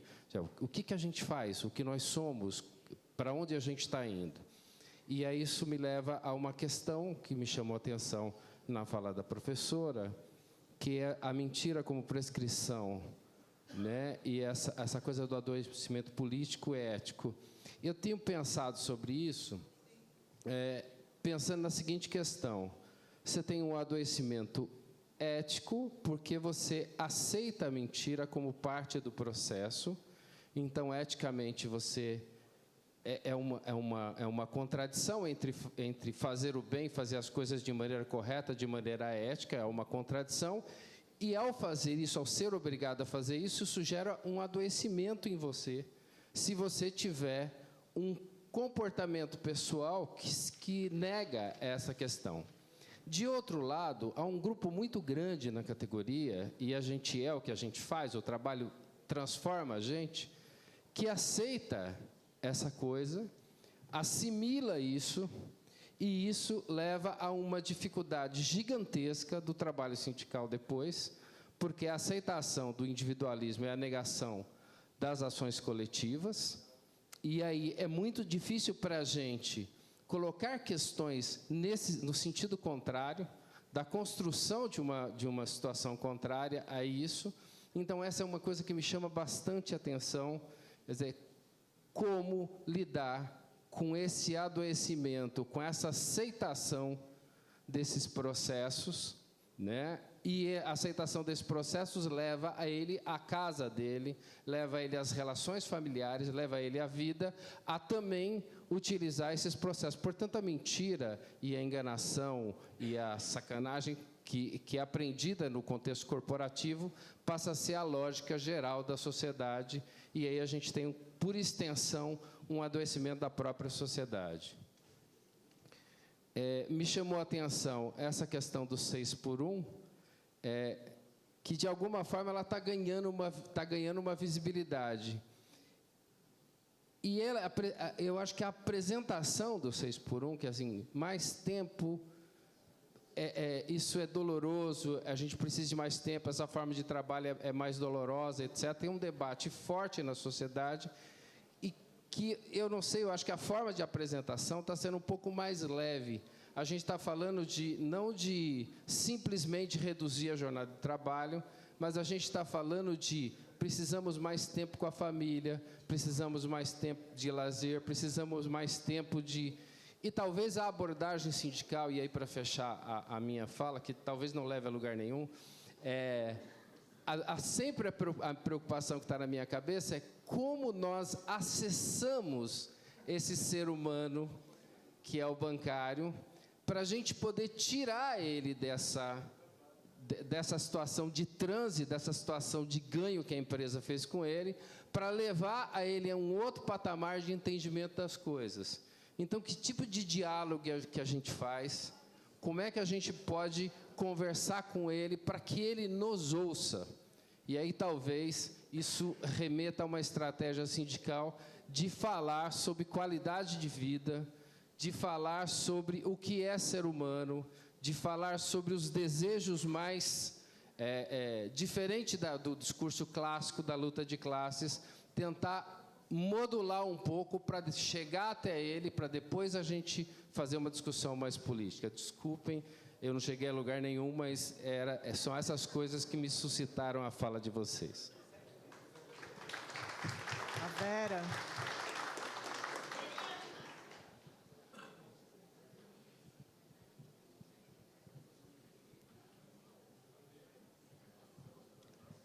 Boa tarde, bom dia ainda, né, gente? Bom dia a todos. Então, a gente teve bastante informação aqui hoje, né? E, enfim, eu não vou lembrar exatamente de como foi abordado, né? Algumas coisas que vocês abordaram, mas eu queria levantar um pouco isso que o Marcelo levantou, né? Eu tive na Paulista, lá na atividade, do 6x1 e do trabalho, né, 6x1, e esta questão do tempo, né, abordada da forma que o movimento vem abordando, eu acho, né, muito revolucionária, tá certo? Eu acho muito revolucionária porque ela traz um sentido, né, um sentido do que é a vida mesmo. As pessoas estão questionando a própria vida, tá certo? Porque elas precisam de tempo, né, para a família. O que as pessoas diziam lá é que elas não querem continuar reproduzindo essa falta de tempo, né, esse trabalhar, né, para o outro e não conseguir olhar para ela e para os filhos, né? E quem estavam lá eram basicamente as mulheres, tá certo? Elas diziam: nós não podemos mais, eu não posso mais continuar reproduzindo isso, porque isso me retira o direito de viver, de escolha, de acompanhar o meu filho, acompanhar, né, o que vem acontecendo. E eu acho que é uma forma, né, muito efetiva de aproximação do trabalho, né, e que o sindicato é uma coisa que o sindicato tem que sim fazer, né? De certa forma, nós vimos aqui fazendo, né, quando a gente discute essa questão do controle, a gente tentou fazer essa discussão do controle, né, que os trabalhadores estão completamente alienados dos controles que eles passam, né? Que a tecnologia impõe um controle que hoje, antes você sabia que você tinha que dar no máximo tantos toques. Hoje a gente nem se preocupa mais com isso, entende? Né? A gente não tinha como controlar antes quantos toques que eu dava, tá certo? Quem controlava lá era o patrão, mas tinha-se uma dimensão. Eu acho que hoje nós não temos nem a dimensão do controle que nós sofremos. Por onde passam os controles? Eu acho que os controles antes eram mais claros e a gente podia lutar contra os controles. E hoje a gente não consegue, né, enxergar o controle. Né? Essa questão da jornada é um controle da vida do trabalhador, isso ele consegue enxergar. Então, eu acho que isso também levantou essa luta tão importante, né, para uma camada de trabalhadores que nós achamos que nós não estamos nisso, mas nós estamos nisso. Tá certo? Porque nós estamos no momento de fazer uma discussão da redução da jornada de trabalho com uma transição, como uma forma de transição justa, né, dessas questões de tecnologia. Bom, então, eu acho que, quando cheguei aqui, a hora que vocês começaram a falar, eu falei: isso tem tudo a ver com a jornada, né? O adoecimento com a jornada, e eu acho que isso sensibiliza muito a categoria. É incrível como neste ano, né, a gente sempre falou em redução de jornada de trabalho. A categoria nunca entendeu. Esse ano a categoria entendeu. Então, não é só uma coisa que está em outras categorias, está na nossa categoria também. A categoria entendeu, a categoria perguntava, e eu não esperava isso, como é que foi negociado a questão da redução da jornada. Entende? Eu acho isso fantástico, né? Que as pessoas, mesmo no setor bancário, que em tese tem uma, entre aspas, jornada privilegiada, que o trabalhador queira saber como andou a questão da negociação da redução de jornada, coisa que nunca antes, né, esse tema foi possível ganhar essa preocupação.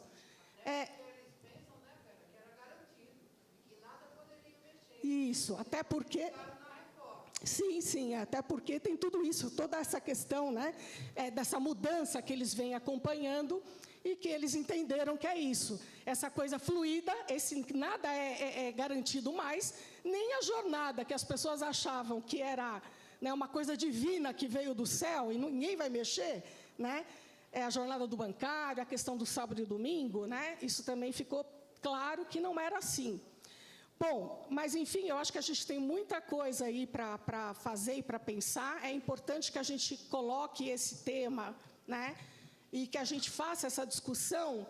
E a questão do acolhimento, eu queria te perguntar o seguinte, é que você falou que tem duas dimensões do acolhimento, eu não vou lembrar agora exatamente como você usou as palavras, mas na questão micro, né, e eu concordo também, que o banco jamais vai poder fazer o acolhimento, né? Ele não consegue, não vai dar conta disso. Nós é que temos que dar conta desse acolhimento.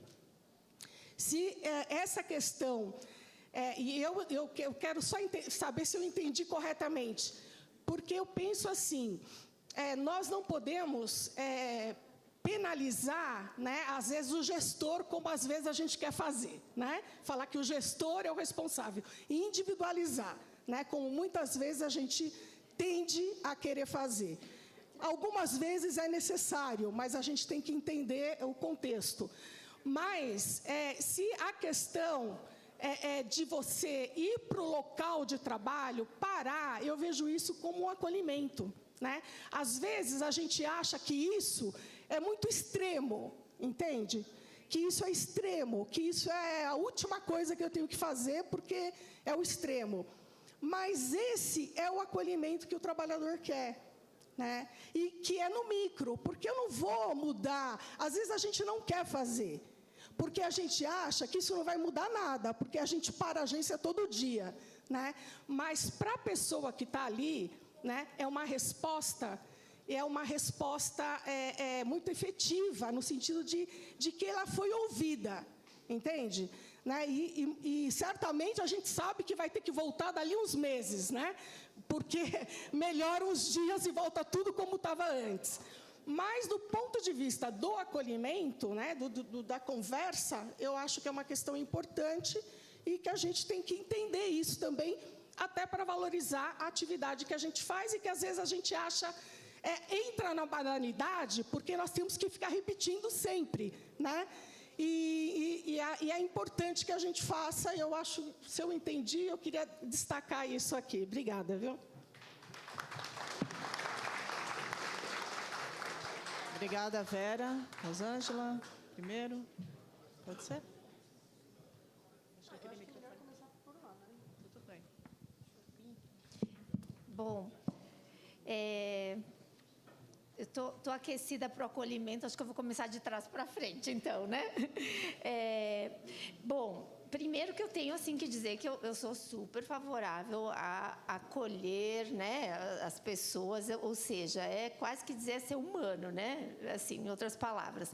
Mas o que eu quis dizer é que a gente não pode deixar que as empresas se apropriem disso. É isso que eu quero dizer. Cuidado para que o banco não diga que está fazendo acolhimento, porque ele não vai fazer, é isso. Agora, o espaço de fala, né, isso que você mesma exemplificou, né, Márcia, né? a Vera, troquei aí. A Vera, de vocês, do sindicato ir ao banco, conversar com os trabalhadores, trabalhadoras, isso é diferente, né? A crítica que eu faço é para a gente não deixar que as empresas se apropriem do que a gente quer defender como saúde mental e como acolhimento e como cuidado e etc. É nesse sentido, porque eles são muito rápidos e ágeis em transformar isso em selos ou campanhas ou colocar a salinha e dizer que é o acolhimento, né? A salinha com uma cor, um cheiro, né? Olha que lindo, né? Quase aquela descompressão lá que a gente já viu bastante, etc. Então, o cuidado é nesse sentido. Agora, falando do acolhimento como uma prática do sindicato e como uma prática de cuidado, né? O acolhimento, ele pressupõe escuta, claro, pressupõe equipe multidisciplinar, pressupõe diversidade, né? Então, acolher significa ter como pressupostos exatamente isso. Somos diferentes, o modo como nós estamos vivenciando. Então, por isso que é essa prática do coletivo, né? E com essas dimensões da troca, da diversidade, né? Não significa que eu não possa fazer um acolhimento individual, e ele é importante, a gente faz, mas ele parte de um pressuposto que aquele fenômeno é coletivo. Então, eu acho que mesmo quando individual, eu estou reconhecendo que é uma dimensão coletiva que se expressa ali no cenário, na situação. Mas eu queria falar mais uma coisa sobre acolhimento, porque eu também atendi as bancárias, né, que passavam por situações de assalto e tinham que continuar trabalhando. Eu imagino que isso ainda aconteça. Eu atendi faz um tempinho, mas diante de uma situação, de um evento traumático, como um assalto, como outras situações, né, que a gente tem, no trabalho, nesse caso, por exemplo, veja, a manutenção do trabalho como se nada tivesse acontecido. Isso é desumano do ponto de vista da saúde mental dos trabalhadores, né? Continue, faça, né? O que você está fazendo. Então, nesse sentido, a defesa, eu chamaria assim, por espaços de fala lá, é necessário naquele momento, né? Que representa o que a gente chama de acolhimento, mas é que a gente não quer que eles se apropriem dessa nossa tecnologia do cuidado humanizado de modo, né, indevido. Acho que é isso. Não sei se tudo bem, Vera, se eu conseguir, né? Eu me lembrei, quando o Dimitri estava falando, eu me lembrei de um caso que eu atendi de uma bancária, ela era da Caixa Econômica Federal, e ela era mulher de um pastor. E ela era caixa, então faz um tempinho, né? Mas ela tinha que vender os produtos, só que ela não conseguia, não dava conta. Então, ela levava para casa no final de semana e ela oferecia para a igreja, né? E como o marido era pastor, ela tinha uma influência, né? Ela estava afastada e ficou um bom tempo, porque não conseguia voltar, né? Então, enfim, cada um aqui tem sua história, né? Mas me fez lembrar também disso, como aquelas estratégias vão sendo utilizadas e vão incidindo sobre, né, os nossos valores, né? Aviltando, né, os nossos valores, etc. Bom, vou falar rapidinho, assim, eu acho que essa questão toda que o Marcelo citou, me ocorreu, assim, pensar na naturalização. Esse fenômeno da naturalização, da aceitação, né? Então, se eu posso aceitar um pouquinho aqui, eu vou aceitando mais. Então, eu aceito no trabalho, aceito em outros espaços, que eu vou enganar, ou que eu vou ridicularizar o outro, né? Passa lá pelo assédio, aquela brincadeira e tal.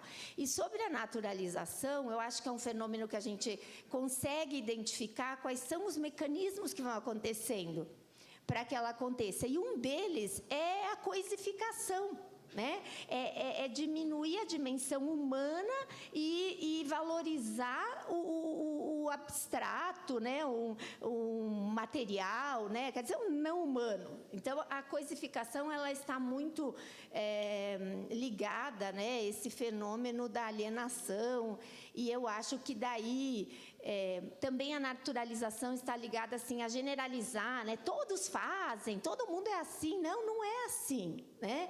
Então, eu acho que se nós pautarmos a questão de como esses processos vão sendo naturalizados, né, aceitos, nós temos também um espaço bem amplo para o combate, para a luta, né, para dizer, não, existe outro jeito e dá para fazer sem ser desse modo e etc. Né?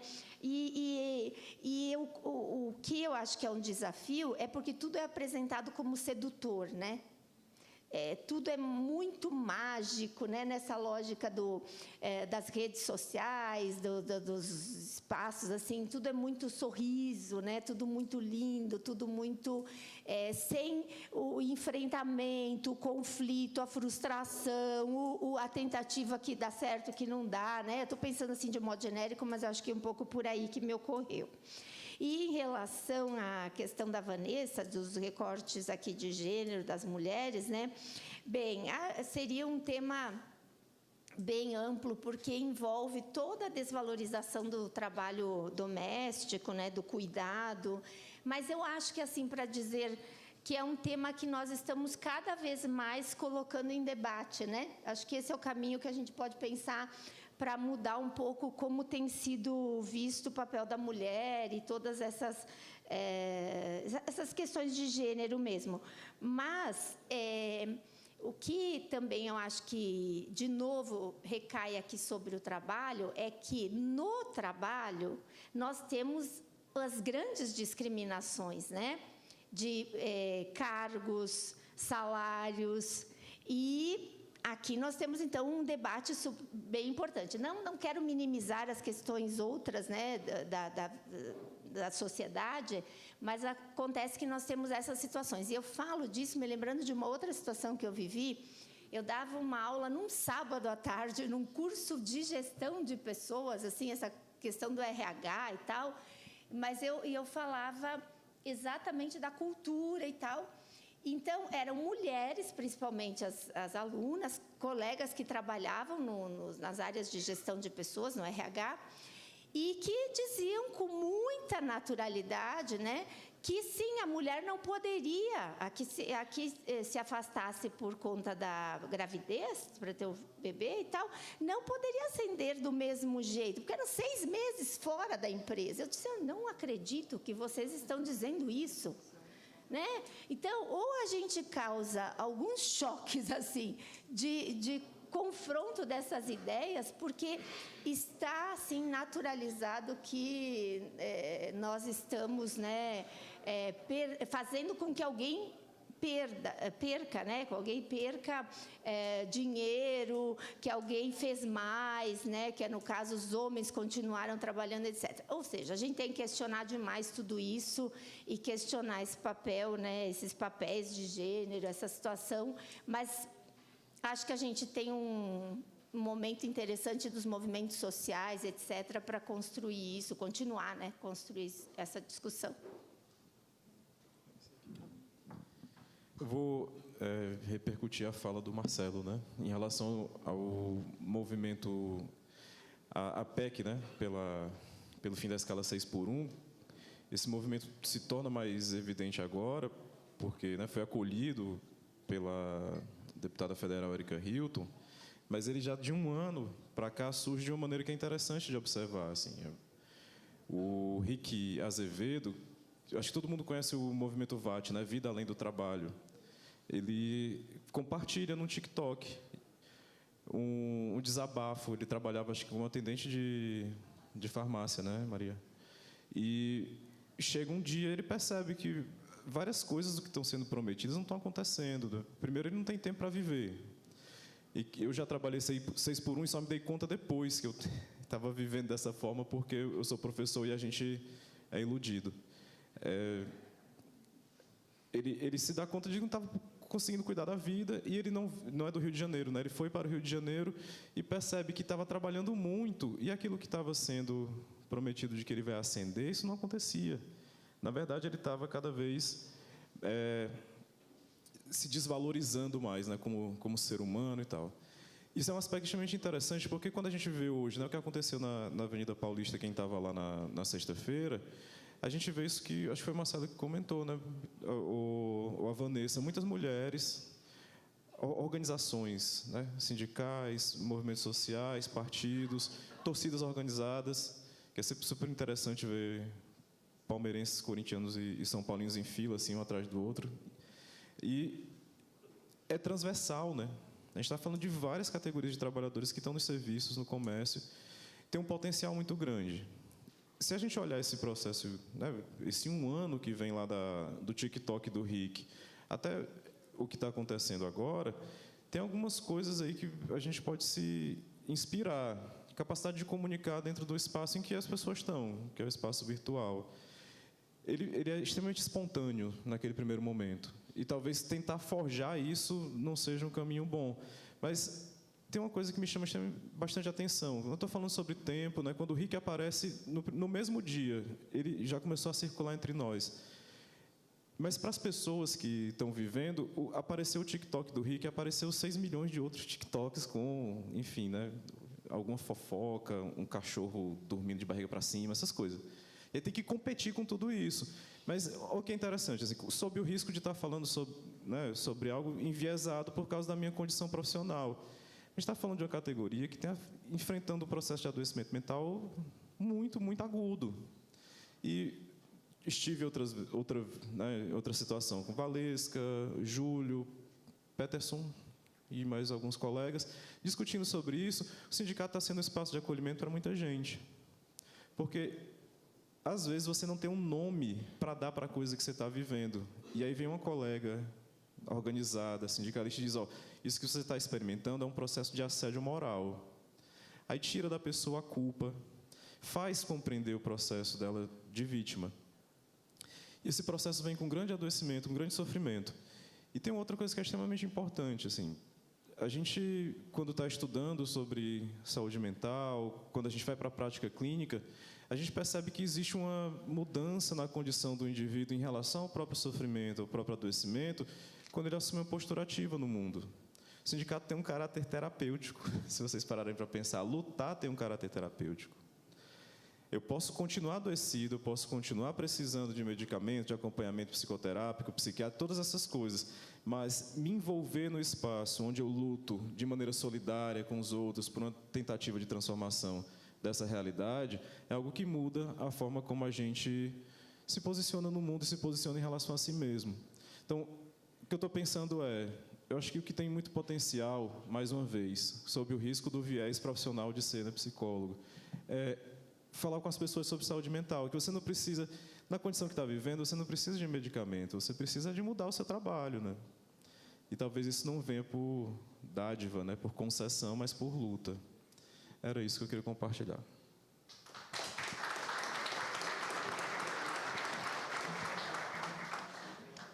Bom, vou ser breve e acho que primeiro agradecer, né, o Dimitri e André, acho que aprendi muito hoje, algumas referências teóricas, inclusive, então isso é sempre muito bom.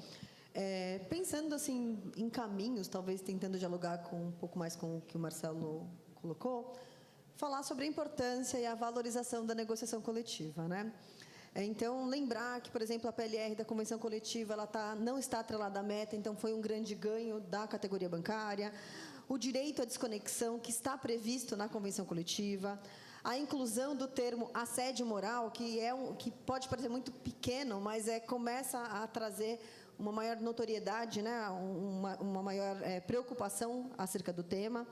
Né? E, claro, toda essa luta pela redução de jornada, que, obviamente, afeta toda a classe trabalhadora, mas vai, com certeza, ter uma interferência maior na vida das mulheres.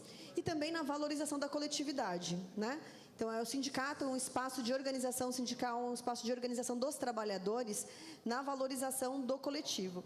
E lembrar de algumas atuações, né, algumas ações do Sindicato dos Bancários de São Paulo. Então, por exemplo, o Sindicato Cidadão, várias ações culturais que o sindicato faz, né, para tentar trazer uma ideia de comunidade, de coletividade. A coletividade, gente, é a briga contra esse sistema neoliberal, individualista, então romper com isso é muito importante. Então, todas essas ações, inclusive o Projeto Basta também, então essas ações acho que são fundamentais. Negociação coletiva, valorização da negociação coletiva e transformar esse espaço coletivo que o sindicato trazer os trabalhadores é sempre muito fundamental. É isso, obrigada a vocês e obrigada por vocês também estarem ouvindo.